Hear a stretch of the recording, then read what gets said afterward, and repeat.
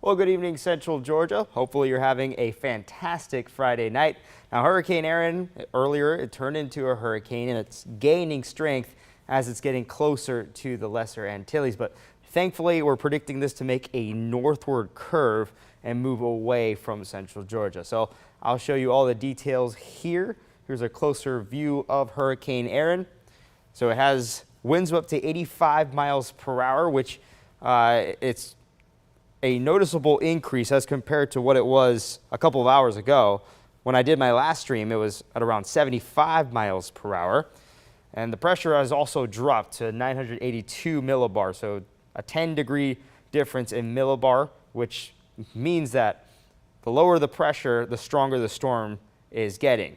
Now, all of this is because it's getting into an area of warmer water. Over the past couple of days, we saw this as a tropical storm. Especially on Wednesday, it was a low-end tropical storm.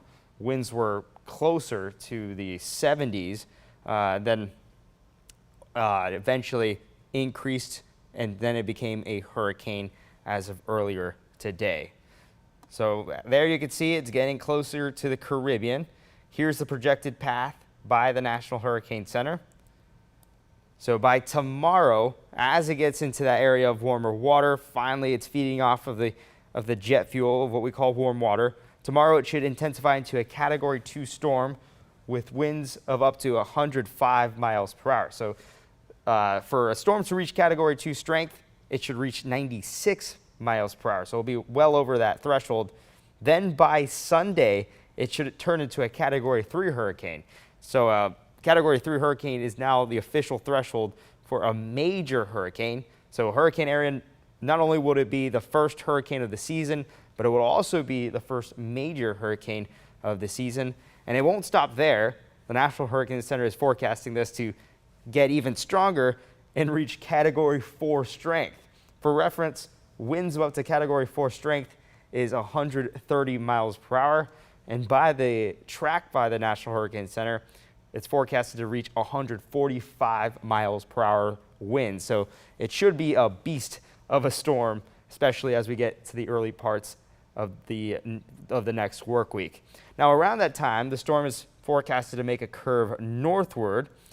And if we look at the sea surface temperatures, as I mentioned, the reason why it should strengthen and rapidly intensify over the weekend, notice the temperatures as it gets closer to the Caribbean and the continental United States see a noticeable jump. You see temperatures into the mid-80s, which is warmer than what it's dealing with right now.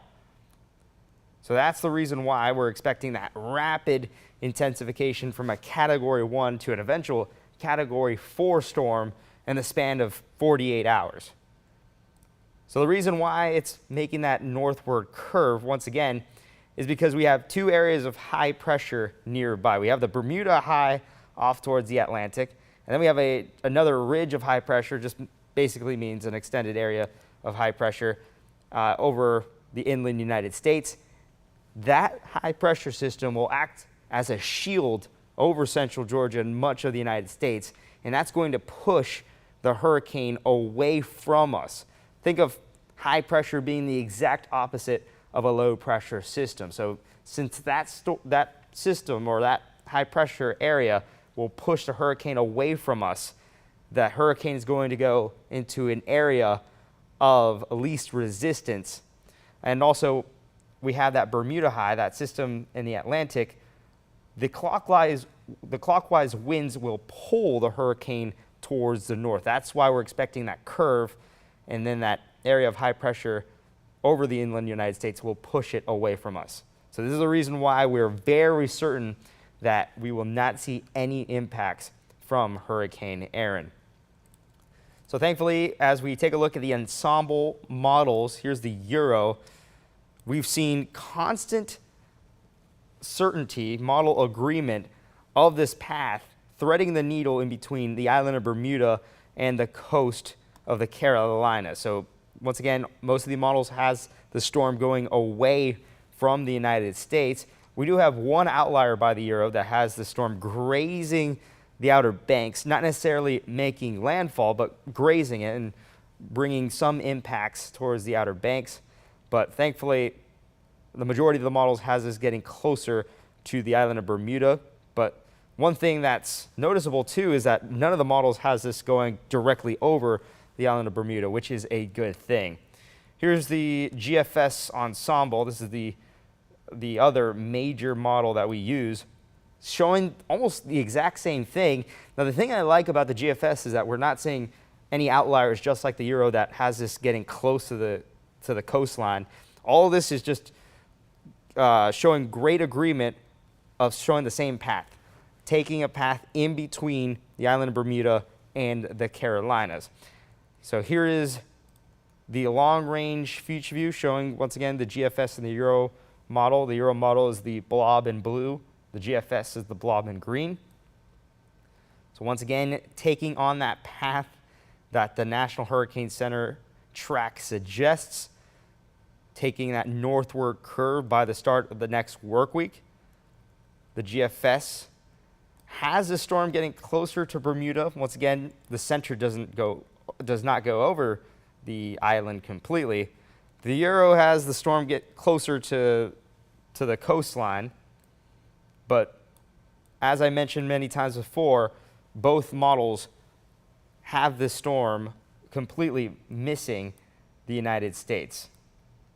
But that doesn't mean that the coastline is free from the impacts entirely. So with this path, we are expecting high surf. We're expecting really large waves and also strong rip currents along the coastline, especially along the Outer Banks. And the Georgia coast can see those types of impacts as well. Honestly, this storm reminds me of Hurricane Ernesto from last year. I don't know if everyone remembers that hurricane, but that hurricane once again took that path and made a curve northward away from the continental United States. But we had strong rip currents and high surf for many of the same areas along the coastline. Now, there is another area of development. So earlier, we had an area of development in the Gulf. That actually became a non-threat. It had a 50% chance of development earlier today, and then the disturbance went inland, so now it's a 0% chance of development. So the Gulf is free from any potential development. But ironically, along the projected path of Erin, right along the coast of the Carolinas, the National Hurricane Center just flagged this area of development as a 10% chance of development in the next 2 days and a 10% chance of development in the next 7 days. Now, this is due to a tropical disturbance. It's producing some disorganized showers and storms. And the reason why it's flagging this area is because it's going into that area, it's going into a body of water. We just saw that graphic with the high sea surface temperatures along the coast. So it's going along that body of water, of warm water. So because of that, there is a chance that it could develop into something weak, into a very weak tropical system, but it's going to move away from the coastline.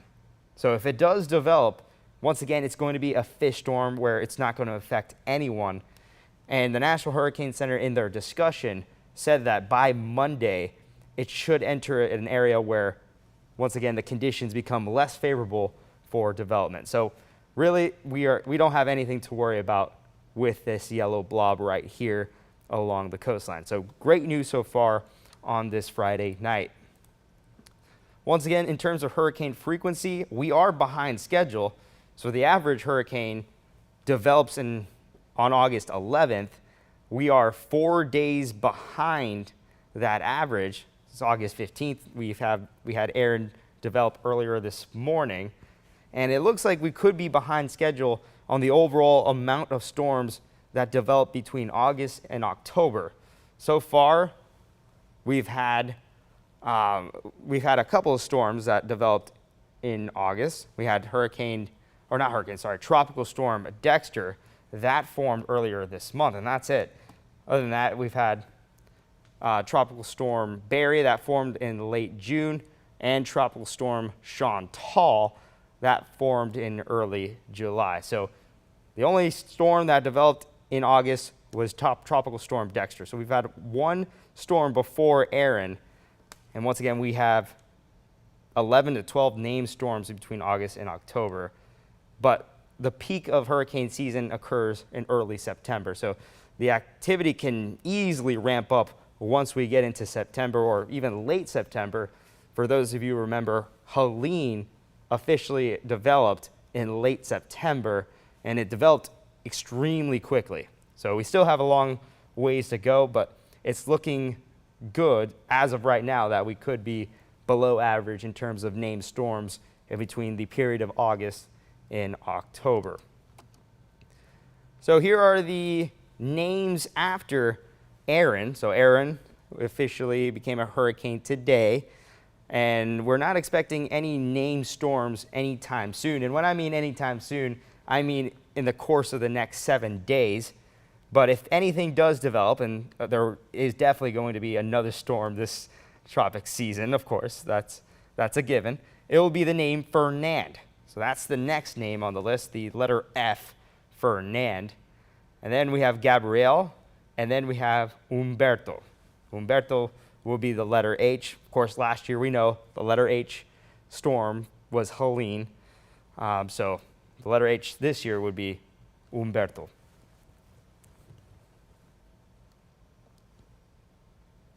So far that's the update on this Friday night. Good news so far, and hopefully it stays like that as we get into the weekend. But if there are any changes, of course, we will be here to let you know. So have a beautiful night and have a great weekend, Central Georgia.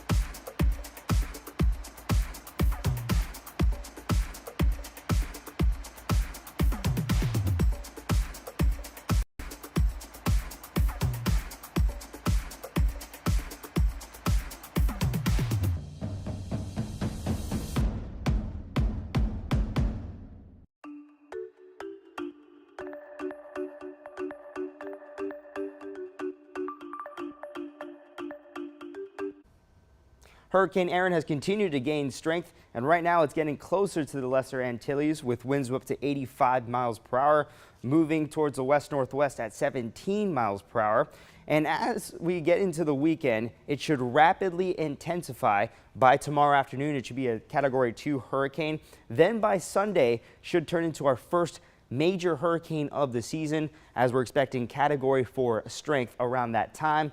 And also by Monday, it should start to curve northward and then eventually head in between the island of Bermuda and the coast of the Carolinas. Thankfully, most models agree with this projected path, as we have one singular outlier that has a storm grazing the Carolinas, but most of the models are still in agreement that it will miss the continental United States. So for central Georgia, we're not expecting any impacts from Erin.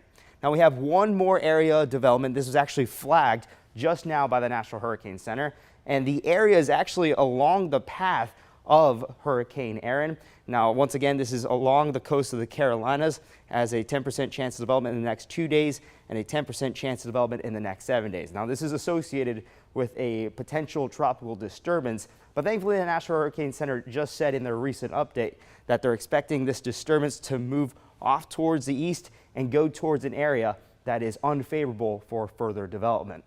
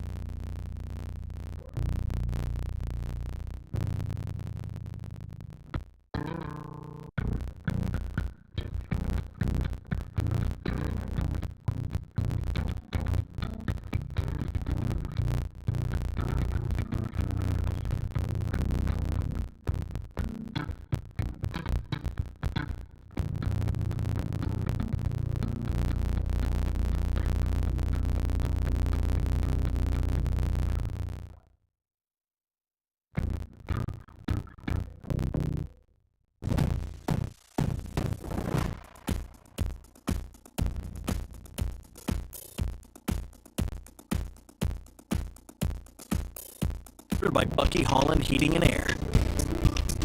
Okay, this is the first one of the year, Jordan. Jordan Rupp, right? Yes, sir. What year are you? I'm class of 2028. I'm a sophomore. 2028. Hey, let's hear it for Jordan. Jordan! Jordan! Jordan! Okay, you're going to play a solo for us? All right, hit it. Jordan Rupp.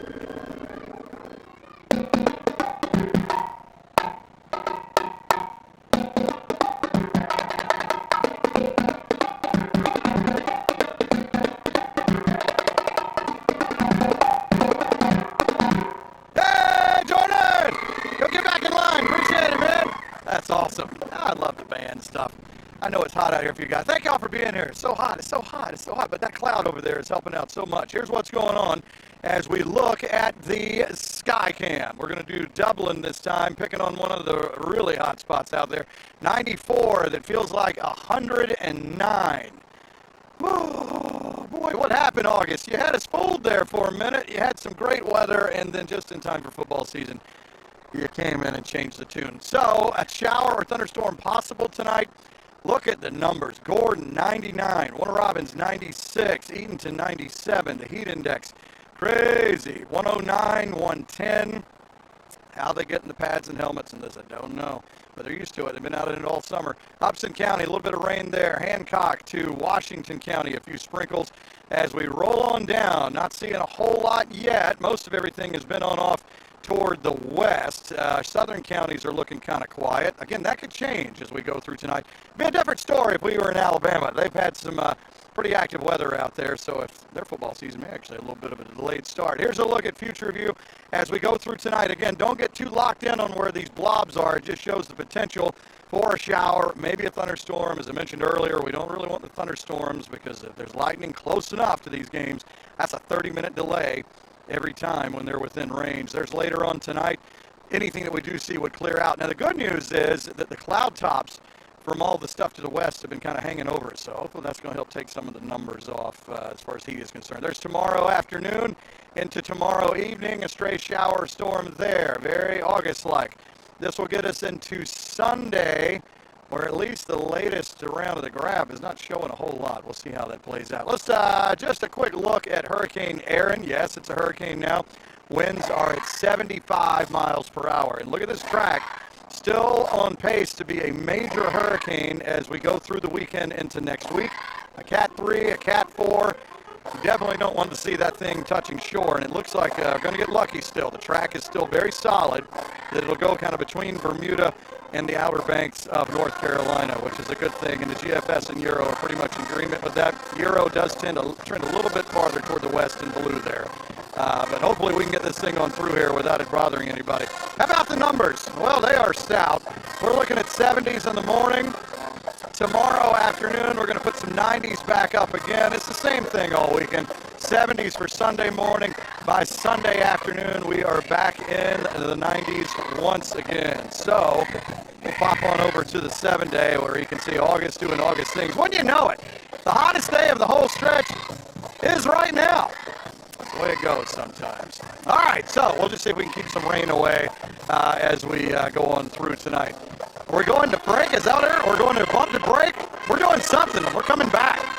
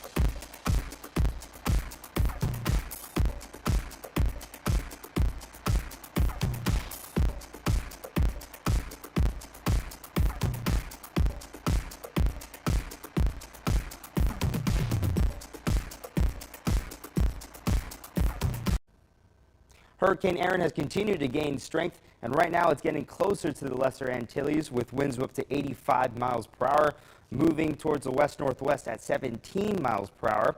And as we get into the weekend, it should rapidly intensify. By tomorrow afternoon, it should be a Category 2 hurricane. Then by Sunday, should turn into our first major hurricane of the season, as we're expecting Category 4 strength around that time.